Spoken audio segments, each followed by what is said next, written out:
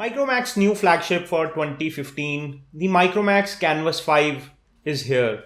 And in this video, we are going to unbox this and give you our first hands-on impressions and a quick overview of the phone.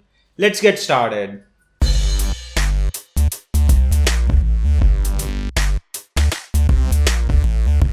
Let me quickly open the box and show you the box contents, but before that, let me show you around how the box looks like.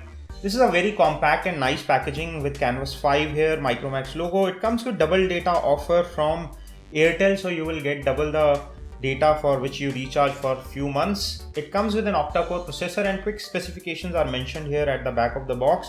It's a 4G LTE enabled device with Corning Gorilla Glass 3, 5.2-inch full high definition display, 3GB RAM, 16GB ROM, and so on. So let me quickly unbox this and show you the box contents, and we'll have a look on the details of these things in a while. And here we have the phone itself with fox leather finish. Looks pretty rich, and the sides of the phone are something that grabbed my attention. I'll come back to it. Let me show you the box contents first.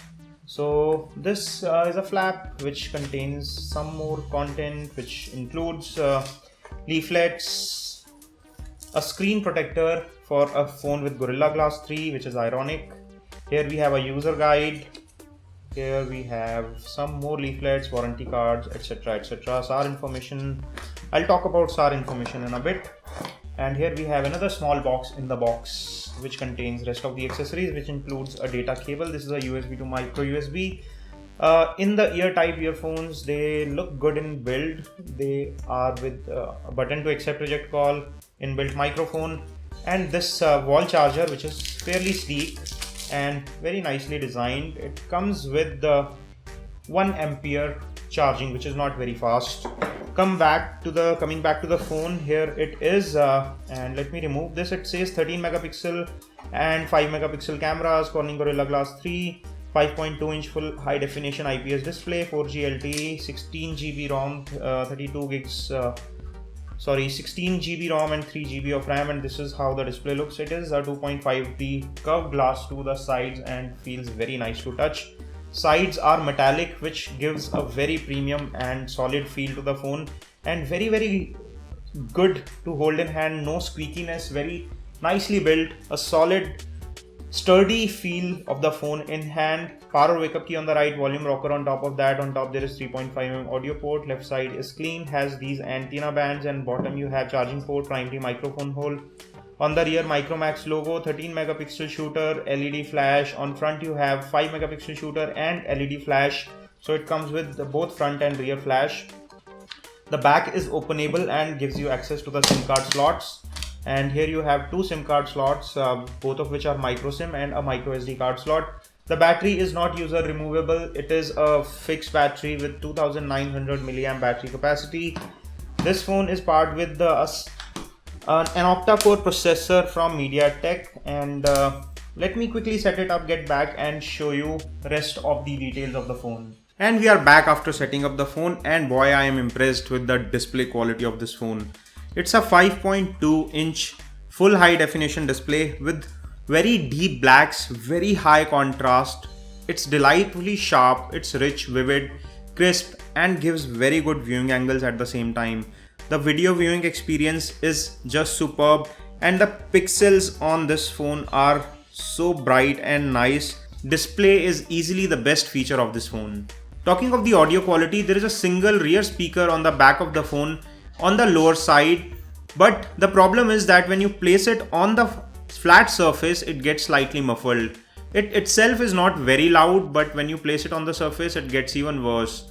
Next, I'll talk about cameras. There is a 13 megapixel rear shooter with autofocus and LED flash, and there's a 5 megapixel front facing camera which also comes with an LED flash for taking pictures in dark scenarios. By default, when I open the camera application, it opens in the front facing camera, which is interesting. The quality of pictures that we took with the rear facing camera in the indoors as well as outdoors comes out to be sharp and well detailed.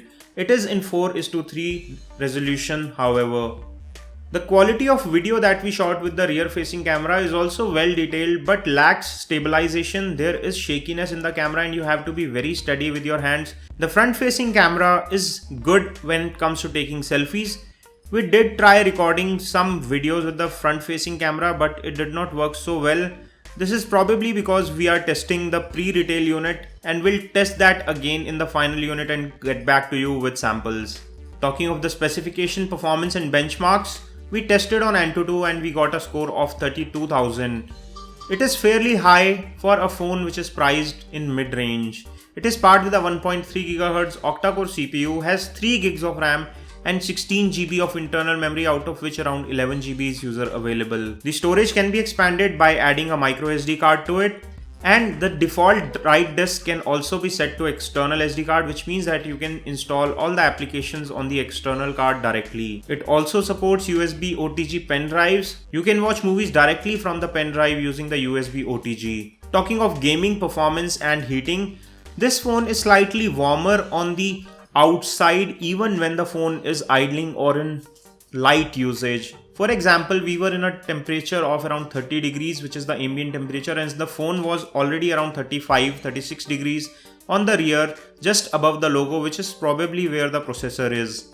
When we started playing games like Frontline Commando, which is a very demanding title, the phone got hot and easily reached a temperature of 41 degrees, which is around 11 degrees higher compared to the ambient temperature, and it's not really very bad in terms of absolute terms. 41 degrees is not uncomfortably hot, and especially when the heat is concentrated near a very small region, you can still hold the phone and play games comfortably.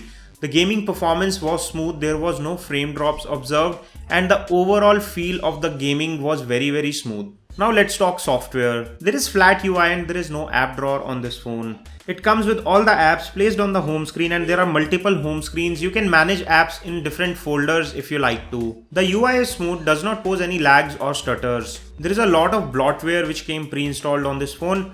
This is probably a pre-retail unit, so it may have some extra applications compared to the retail unit. But the unit we are testing comes with Clean Master, Quicker, Scanded, Chats, Hide, Citrus Cube, Hotstar, Savan, MLive, and many more applications like these. Talking about battery, there is a 2900 mAh battery, which should be good enough for a size of this phone. However, it is too early for us to comment on the battery life, and we'll do a separate follow-up video on the battery life of this phone.